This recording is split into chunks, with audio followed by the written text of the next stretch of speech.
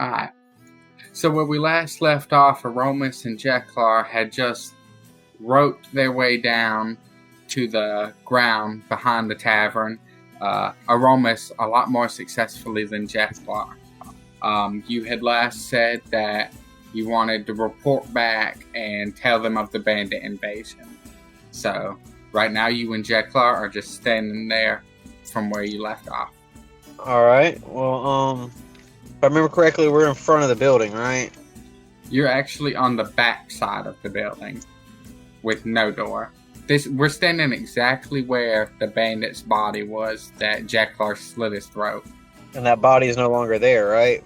Correct. Alright. Jeklar, before we leave, we should probably go inside and see if there's any good loot. Alright, I would suggest that as well. We could probably use a little touch-up if we can. It is a long trip back. I would like for me and Jeklar to move to the front of the building and try to enter the door. Alright, you succeed with no issues. So you get inside, or you're going back inside, right? Yeah, I'm going back inside the building. Alright, this pretty much as soon as you enter the room, this time with less urgency on your mind, considering all the bandits and stuff you were dealing with before, the smell of blood hits you so much stronger this time, enough to almost want to gag you the second you step in. And even though you saw it before, all the gore just looks a lot more intensified now. You can see the fear in the face or the head that's sitting on the bar. You know, it just, realization hits in a lot more about what happened here. Well, I want to go check behind the bar, see if there's any loot back there. Alright. We're gonna do a perception check on that. And you rolled a 3. So, aside from just, various bottles of alcohol and a little bit of gore on the side, you don't see too much that really catches your eye. But if you're interested in some alcohol of some sort...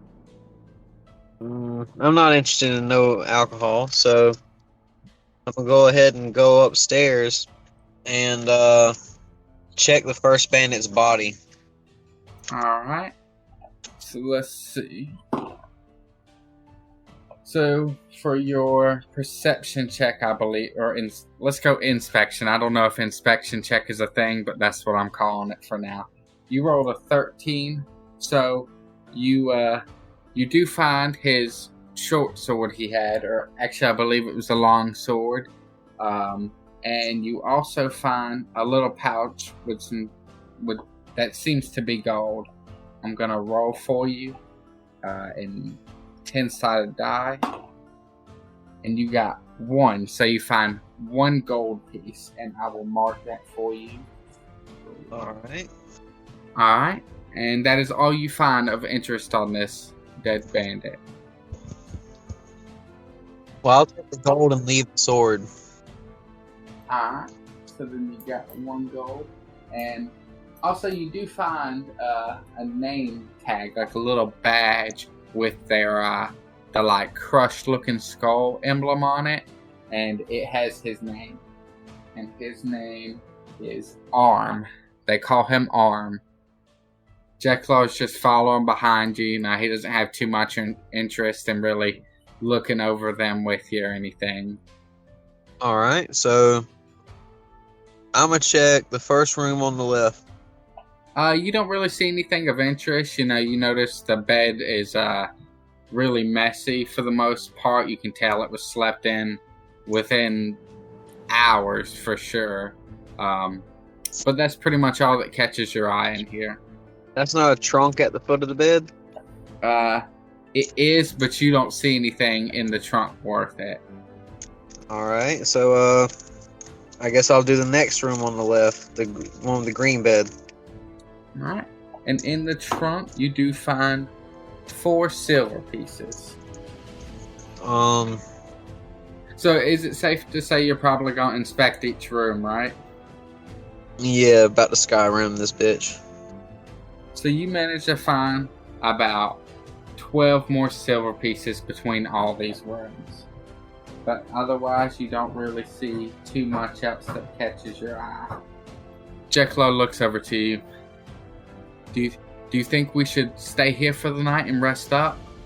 Doesn't my character have like a campsite kit or something? You have a tinder box. So the tinder box is the only thing I see, and that is in your adventuring gear. It holds flint, fire steel, and tinder, which is usually dry cloth soaked in light oil, used to kindle a fire or to light a torch. Yes, Jeklar, we'll stay here for tonight. So, what we're gonna do, we're gonna go to that room that we propelled out of earlier, and we're gonna take a piece of furniture and push it up against the door, and then we'll rest for the night.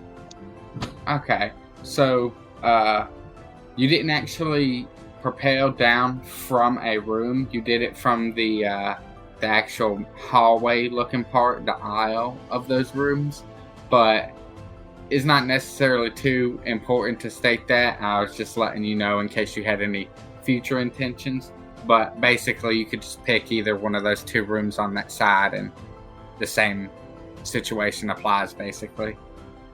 Okay, we'll stay in the room with the purple bed. So there's no windows in that room, right? Nah.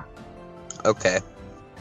So it aside from the horror that you've seen today, it seems to be a normal night. Nobody seems to bust into the place or anything on you.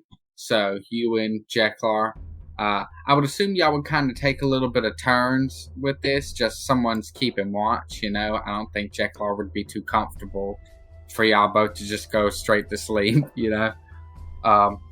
But otherwise, everything goes well, and you wake up bright and early the next morning feeling a lot more refreshed. And that does restore your 2 spell slots. Alright, so it's morning time now. Yes. Alright, Jeklar, I guess it's time to head back. Alright, let's do this. So we leave the building and then go. So you begin traveling back where you came from. You know, it's a nice bright morning. You can hear all kinds of chirps and everything in the distance. Lots of wildlife. It's just a really pretty morning to be followed by such a horrific night. I'd say you travel for about almost 2 hours, and up in the distance through the forest, the tops of the forest, you can see a thick cloud of smoke. Jeklar turns to you. I suppose that means somebody's up ahead. So, like, are we in the forest right now, or? Yeah, so you're traveling back through the forest that y'all originally... it's the path y'all took after the guy dropped you off in the carriage. And you're just traveling that exact path back, almost. But you're basically on a single road in the middle of the forest. It's like a trail, basically, you know? Well, I'd like to be able to sneak up to a distance to where I can see them. Okay. So let's make a stealth check, and just to verify, I believe you get a +2 on your stealth. You do. You got a 15, so that makes it a 17. I'm going to say you and Jeklar are both able to, you know, low-key kind of follow the wood line to look up ahead a bit more. And as you get closer, you can see something in the direct middle of the path on fire in the middle road. And I'm going to send an image to the Discord. Alright. So, if you can zoom in at the very top of it in the middle of the road, there's rocks, and I'm going to say that is where the fire is taking place.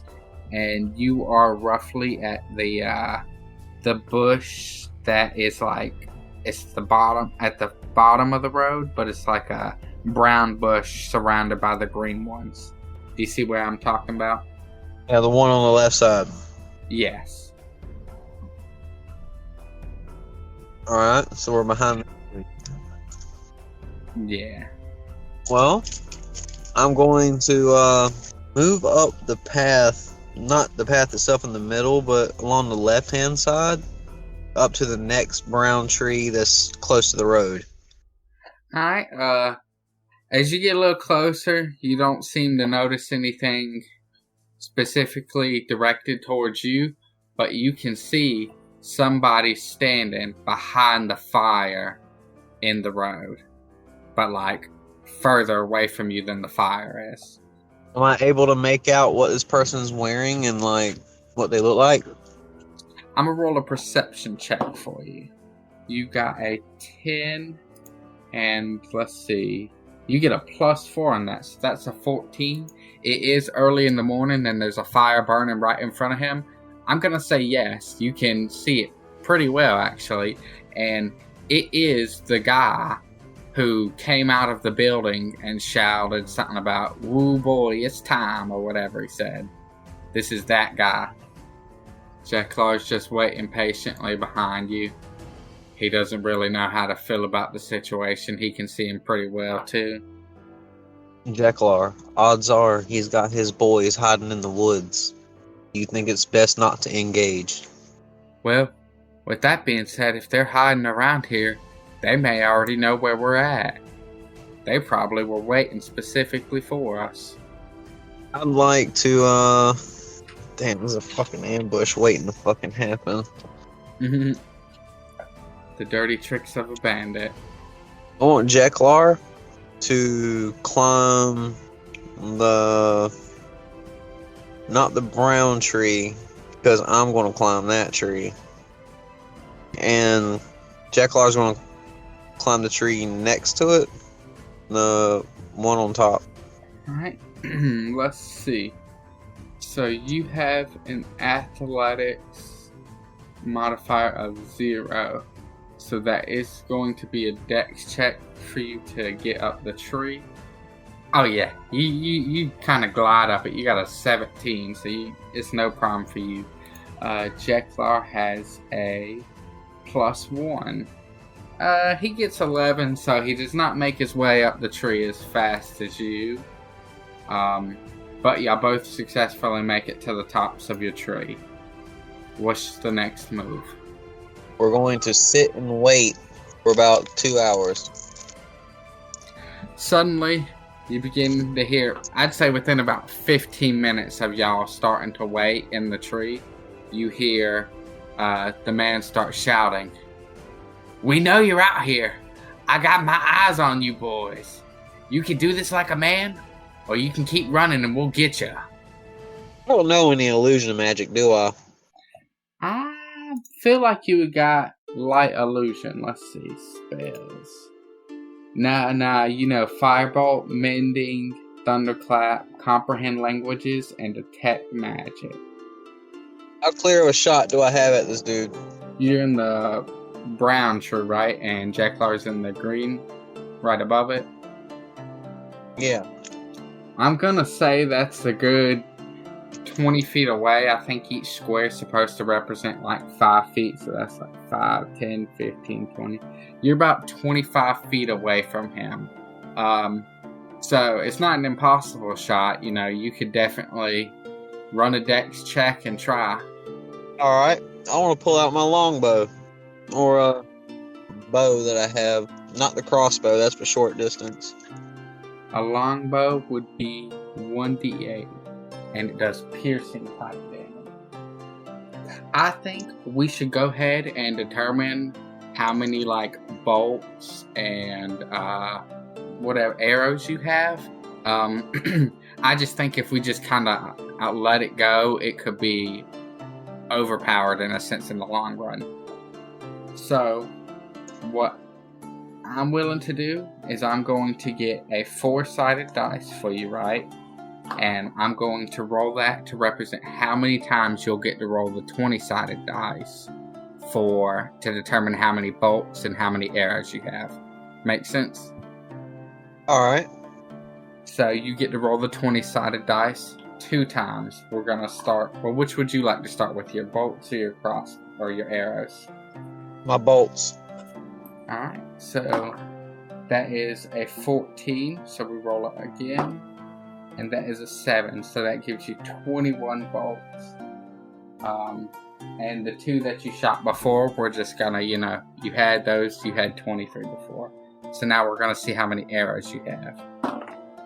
7 plus 19, so that's 26, not bad.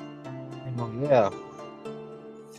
Alright, so we got that figured out. You got your longbow in hand, you got some arrows to spare. Will you attack? First, I want to motion to Jackal. I mean, he needs to take out his bow, too. Okay, let's see what he got. He does have a longbow. So, Jeklar sees you pulling out yours, and he pulls out his and preps and starts viewing over who y'all see. And actually, if you're about to aim up, I'm going to have you roll a perception check real quick. And you got a 12 plus 4, so that's 16. You pretty quickly taking one good more look, you notice that off to the side, a little ahead, like a little closer to where y'all are, there are 3 bandits on each side of the road standing as well. So in your vision, you have a total of 7 bandits right now. I'm gonna try and snipe that motherfucking leader of theirs sitting there by the fire yelling at us. Alright. So we're gonna roll to see. Alright, you get 15 and you get 15 to it, and I'm gonna say plus 2. I think shooting a bow is pretty much dexterity based, I believe. So that puts you at 17, and it will hit. And for a longbow, you will roll your 1d8, and you do 8 damage.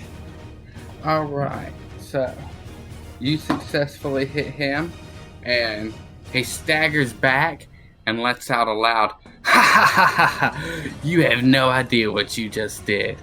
And then suddenly, all 3 of the men on each side, so 6 men total, 3 go towards your tree, and 3 goes towards Jeklar. So I'm going to need you to roll for initiative, and I will roll that for us all. You will get to go first, actually. So basically, there's 3 men at the base of your tree, and there's 3 men at the base of Jeklar's tree. Alright. How high up am I in the tree am I? I'm gonna say you're about 15 feet up into the air. And you did use one of your arrows, so that puts you at 25, by the way. Probably a lot of obstruction right through the tree trying to shoot down, so... I motion to Jeklar. We're gonna fucking jump. You gonna jump? Yeah, and he's gonna jump toward my tree, and I'm pretty much gonna go kind of straight down near the guys. And I'm gonna use Thunderclap. Alright, well first off, we're going to roll a Dexterity Check for you to see if you can land without, like, getting hurt or anything. You got a 4 plus 2, so that is 11. You land on the ground about, I'll say, 5 feet behind the bandits. You tried to like do a barrel roll almost, and it did not go quite the way you were hoping. You kind of hit your shoulder hard on impact. No damage or anything, but it was not a pleasant fall. Jeklar, he darts down from the tree perfectly and starts darting to your side, and all 3 of the bandits turn and start following behind them. And in this moment, you can see the bandit behind the fire step beside the fire. And now you can cast your thunder thing. You're going to use that, and that will take one of your spell slots. And let's have everyone roll for constitution checks. The bandit leader, he saved. Alright, but the rest of the bandits did not. And I'm going to roll for Jeklar. And what did it say it had to be? 12. So Jeklar just barely resisted. So that is a 1d6. All of the bandits, the 6 around, they all take damage. It all knocks them kind of off their track and disorients them pretty well. How much damage do they take? They only took 1 damage. I was debating how if I wanted to share damage and stuff with you every time, and I don't really see any reason not to. So they only took 1 damage. Alright. So they're all stunned at the moment, right? Yeah, essentially. Like, they're not, like, crazy fucked up or anything, but yeah. Alright, so it's my turn, right? Or is it Jeklar's? It will be Jeklar's, actually. Actually, no, it won't be Jeklar's. It will be the bandit leader's turn. He puts his hands up in the air and he says, "Everybody stop now. We can go about this a little differently." And everyone stops. Jeklar, he's still running over towards you. He's about at you. All the bandits are standing there ready to attack, but they're all looking over at what he says. How do you react? Well, I hold my hand up, about ready to blast him with a firebolt, and I ask him, "What do you guys want? Why can't we have safe passage?" Safe passage? You came into our new home, and you killed one of us. You might think you have these big balls to be somebody. Well, we'll find out right now, and I won't ambush you. I'll give you a little more of a chance than everything. But you either take this chance or you die here and now. Fine, I'll take this chance one-on-one. He lets out a loud, "Okay, not that good of a deal. Here's what I'm thinking. I'll take and split my men, and you and your little jester here can fight 3 of them at once. That's the best deal you'll get. You beat them, then you fight the other 3, and then I will consider a one-on-one." Oh, Lord. At this point, do they have me surrounded? I'm gonna say yes. Basically, from behind where you jumped, there are the 3 bandits that are behind you, and Jeklar's about 10 feet away from you, and they're 5 feet behind him are another 3 bandits. So, do I have any way of persuasion? Can I do a persuasion check? Or an intimidation check? Yeah, what you want to try and say to him, I'll determine which check it is. Well, the way I see it, only you can die, Mr. Leader, or you and your whole crew will die. Alright, so I'm going to say that one is going to be an intimidation. You have a +1 on that. I hope it's a good roll. I'm going to go ahead and say you're probably going to need about an 18 for this to work. Oh my god, okay. You rolled natural 20. Okay. He looks you up and he looks you down. He looks at his guys and he's like, alright, Mr. Big Shot. You and me right now. Mano y mano, or whatever the saying is. I don't actually know it. Okay, well, I'll put away my bow and I'll pull out my longsword. Alright, this is going to extremely simplify this fight now. Alright, so he kind of motions and both of his men, or his 2 groups of men, step off to the side and they kind of eye Jeklar down. He looks up to you in notion to see what you're expecting of him. Alright, so I guess he's looking at me now. How far away is he from me? Jeklar, I'd say 5 feet away from you. And how far is the bandit leader? I'd say he's probably about 15 or so feet, because you jumped out the tree. When you were in the tree, he was about 25 feet away. And when you jumped out and you and Jeklar started coming towards each other, I'd say you traveled about 10 feet each way. So 15 feet. Alright, well, I motion to Jeklar that it's going to be alright, and I start walking toward this bandit leader. Alright, And I'm going to roll you a perception check real quick. You roll a 17, and I believe you get a +4. As you start stepping closer to this bandit, you realize the thing in the middle of the road on fire is a homemade cross, and the body on it is the guy that Jeklar slit his throat. It is Rocco. But alright, so that is initiating the fight between you and the bandit leader. Alright, so what would you like to do? You're standing about 10 feet from each other right now. He has a scimitar in his hand, and he's ready to fight. Alright. I guess you have to roll initiative, or... Because I'm about to throw a fucking firebolt at his ass before we start fighting. Alright. Because we just rolled initiative, and then it changed up a little bit from a, 8-person fight to a 2-people fight, I'm going to keep your initiatives, so you go first. I'm throwing a firebolt at his ass. Alright. You hurl a mote of fire at a creature or object within range. Make a ranged spell attack against the target. On a hit, the target takes 1d5 damage. On your spell casting, do you get a bonus on that? Arcana. I think that's a little different than a casting. But, yes.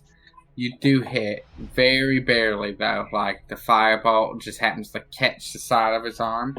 And that will do a 1d10 to him. And you do 3 damage to him. So that makes it his turn. He is going to immediately run at you and swipe down like he's aiming for your leg to try and kind of sweep you off your feet. He rolled a 16. He does 1d6 plus 1. So he hits you for 4 damage automatically. That does put you at 3 health. And now it is your turn.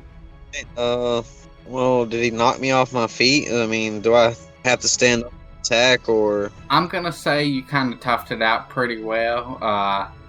He didn't hit hard enough for it to work. You were prepared. You saw it coming. Alright, well, I'm about to try and run him through with this fucking longsword.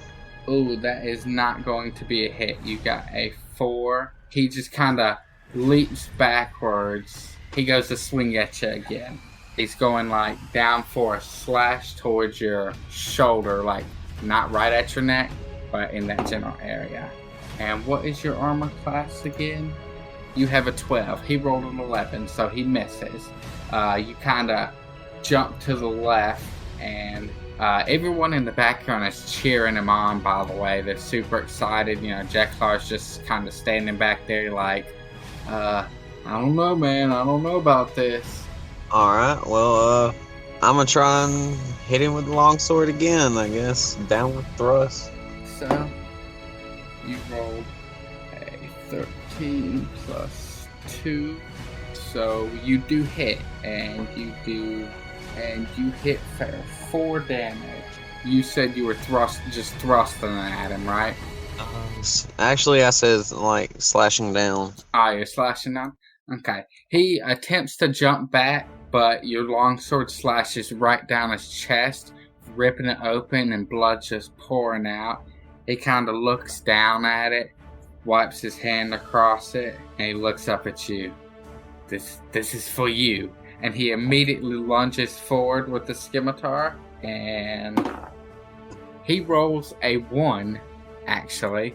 So, in the heat of the moment, him wanting to strike back at you so fast, he lunges forward, and you kind of just jump back, not even really with a lot of effort, because it kind of caught you off guard, but you just step back, and he just happens to trip over his own foot, and he falls right onto his sword. And he took 6 damage to himself, impaling himself through the shoulder. He lets out a loud "Ah!" as he tries to quickly push himself back up. Well, if it's my turn, I'm about to strike his ass while he's down. Alright, so because he's down, you will roll with advantage. Your first roll is a 7 and an 18. So you take the 18 and you get to attack with a 1d8 once more. Alright, I'll blow on the die for you. And you hit for 7 damage. And how would you like to finish this bandit off? Shit, I'm about to, like, pretty much the opposite of King Arthur pulling the Excalibur out. And when I shove this bitch right through his chest, bro. All through his back. Alright. As soon as your blade stabs right through his chest, everyone lets out a big loud gasp. And he lets out a real crunchy scream, like hard to hear really because it's so painful. And he stops moving within seconds. All the bandits are just kind of standing there in awe and surprise. And Jeklar, being kind of worried, he kind of grips real tight onto his longsword and starts looking around. Well, you can, alright, at this point, I don't have any more spells, do I? Only the 2, right? You just used Thunderclap and Firebolt, right? So that would be your 2 spells for the day, I believe. Alright, well, I'm going to hold up my hand like I'm going to throw a Firebolt, bluffing. Alright. And, I'm going to... If you guys want to live, now is the time to run away. Alright, so we're going to roll for an Intimidation check on that. You get a +1. And you rolled a natural 20, actually. So, they all look at each other with a real panicked look. And one of them just throws his hand up in the air like, fuck this. And they all just start hauling ass into the woods. Fuck yeah. And I look at Jeklar. It looks like we made it out alive, bro. Jeklar is a bit shook. He cannot believe what you just did. He drops his sword and kind of puts both of his hands on his head. I absolutely thought we were goners here. I have no idea how you just did that, but thank God. Alright, now I'm going to loot the bandit leader's body. Alright, I'm going to say you... Okay, so on your loot roll, whatever you want to call that, you also rolled a 20. So I'm going to roll a 20-sided dice and double whatever it is. Alright. And oh my god, you got another 20. So you just found 40 gold on this guy. Here you go, Jeklar. You can have half of this. Right on. And I give him gold. Jeklar nods in appreciation, even though for the most part he did nothing. Alright, Jeklar takes the money and stuffs it in his pocket, and he picks up his sword. Well, I guess we go back on our way? Yes, let's go back to where we came from. Alright. So I'm gonna say you probably travel for roughly like another hour and a half before you get back to the point where you can see you're at where the carriage dropped you off. You kind of travel forward a little bit for a while because, you know, there was some travel time in the carriage and now you're walking it. So it takes a little longer than it did to get back. But you are finally at the area where everyone was when you got this quest, basically. The man is at the fountain area still. The man whose son, or the son of the man who owned this inn or tavern. Alright, so I want to walk up to this man and speak to him.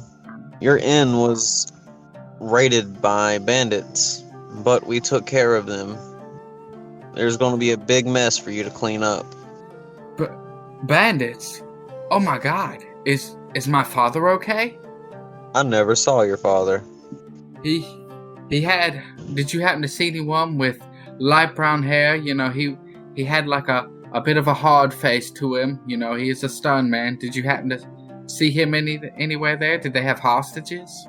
No hostages. There was no one alive but the bandits. He looks down at the ground for a minute, and he kind of rubs his forehead. He looks up. But the bandits are gone now? I would believe so. Oh, by the gods, I hope my father's alright. I deeply appreciate you doing this, we're in a bit of rough spot in the kingdom right now. We're not to be disrespectful to the king, but I almost feel abandoned. But you've really earned a place in my heart, and for your appreciation, I will give you this. And he pulls out a little brown baggie, and he hands it to you. Alright, well, I'm going to open up this baggie and see what's inside of it. In the baggie is one individual coin. It is, it's a silver coin, but more like a gray to it, really, like a deep gray. And the outline of it has a red coating, and the image on both sides is just of a woman that you're not really familiar with. He looks at you looking over it, and he says, I don't really know too much about these. I hear that there's a nice little handful of them in the world. They date back hundreds and hundreds of years, but, people go after them like they're these big things, and I don't properly know how to benefit from this item, but maybe someday you will. So, as a token of my appreciation, I'd like to give this to you. This is what we call a blood rain token. Wonder what I could use this for. Jeklar's just kind of chilling behind you still, and the man takes notice of him. He's like, how was he for you? Are you speaking to me about Jeklar? Yeah, he's talking to you. He is more than a jester. He is now my friend, and he will journey with me. The guy kind of looks at Jeklar with a confused look, and they just kind of looks around behind him as if to look to see if anybody was seeing this. And he was like, well, I don't know where everyone else stands with that, but seeing as you just did us a tremendous favor, we hope with the assistance of Jeklar, the jester, you will continue to aid us in the kingdom. So I don't really think anyone would have too much of a problem with that, as long as you were continuing to help us. So, I bid you fellows farewell for now. We must get some rest. Alright, have a good day, and we will need to meet up soon and maybe discuss further about some more permanent arrangements for you. Tomorrow, if you wish. He nods, and he turns and he walks to the other side of the fountain and goes on his way. Jeklar turns to you and he's like, friends, huh? I haven't had a friend in a very long while. Let us be off. It's time for us to rest, friend. As you go to continue on, you suddenly can feel like a really strong aura coming from that token that was given to you. Well, I have magic detection. Can I just check it out or something? You can, but I will say you've already used your spells for the day. But, detect magic is mostly about just seeing if there's any magical force around you, I believe. You can sense the presence of magic within 30 feet. You can use an action to see a faint aura around any visible creature or object that bears magic. Blah, blah, blah. Honestly, I don't feel you need to do a spell or anything for this. You can physically already feel that this is a magical token. Something's different about it. If you would like to do a history check, you could possibly do that. I guess whenever we get back to the guard tower or wherever we're going to stay for the night, I guess I can do a history check on it. Alright.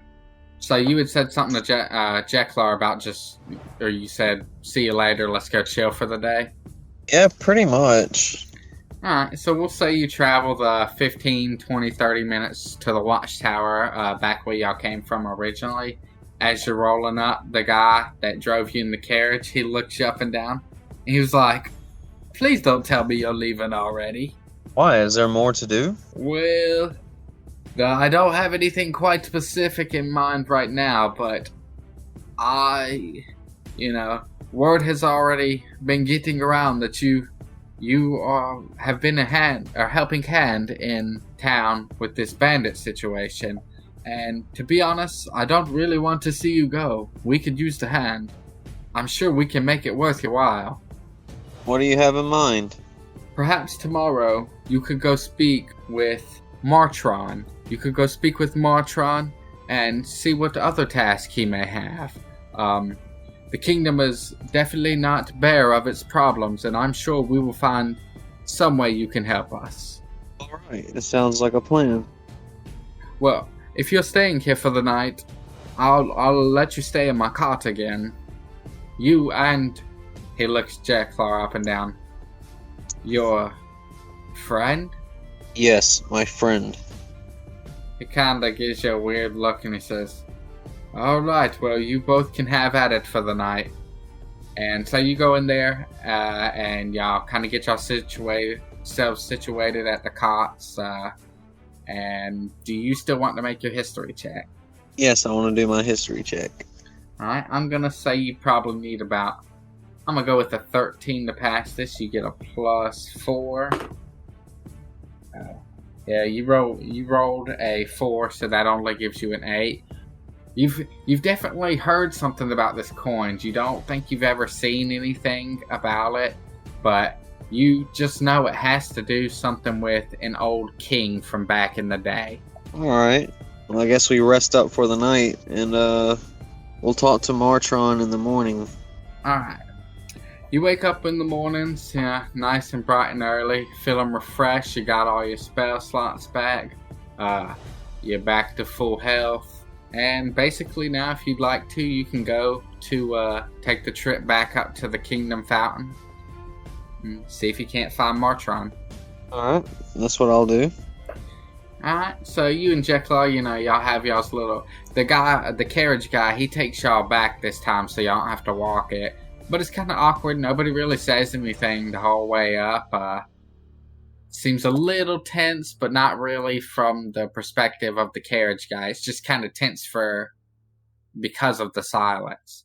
You get back there and you see Martron, and he's just he's helping some older lady lift some boxes onto a cart. And just a nice little day. You can tell they're doing their work here for sure. Sorry, can you repeat that again? Basically, when you get there, Martron he's picking up some crates and boxes and loading them into a cart for this older lady. You and Jeklar are getting out the carriage. Good morning, Martron. He turns to you and raises an eyebrow. Why, good morning to you. I do have some unfortunate news. Fortunate news. I took a few of my friends and we went to my father's tavern, and my father was the man that his head was severed. And before he can continue talking, he kind of looks down and you can tell he's having a hard time. He looks up and he says, they cut my father's head off and mounted him on his own bar. Oh, that is so dreadful. He kind of wipes his eyes a little bit. But this kind of thing happens. I'm only glad you were here to help us before that was my head in there as well. Or who knows whose else. But let's focus on some more pressing issues. I was wondering if you could help us with a supply errand. Sure, I don't mind. Thank you. We used to get a lot of our produce from a village a little far off. It's a couple hours, but they usually would bring us our supplies back and forth. But last delivery, they were quite short on the supplies, and they said they've run into some sort of supply and demand issue. And we really need a lot of that food, and we've got a pretty big kingdom here. I was wondering if you and Jeklar would happen to see if you could resolve this issue for us. It would mean the world to not only me, but all of the people of the kingdom. I think for a new person around town, this would give you quite the acknowledgement, for sure. Sure, I'll gladly do it. Thank you so much. This town, oddly enough, I have never been to it, but they say it's quite the sight. They literally call it Produce Village. If I'm correct, I believe they said a farmer used to live there all by himself, and one day his crops just started growing and growing and growing, and they not stop. Within a matter of years, he had fruit or produce bigger than my own very house. So they were in quite the abundance. It's hard to believe that something could really be putting them in a supply issue. So I guess we must go investigate. All right. I will be deeply appreciative, and I will also give you this just in case. Here is a potion of healing. I don't know if the last one you received came in handy. Wait, did you get the potion of healing from that guy or the knight? I got a potion of healing from the knights. Okay, well then pretend he didn't say that other part. He just gives you the potion of healing.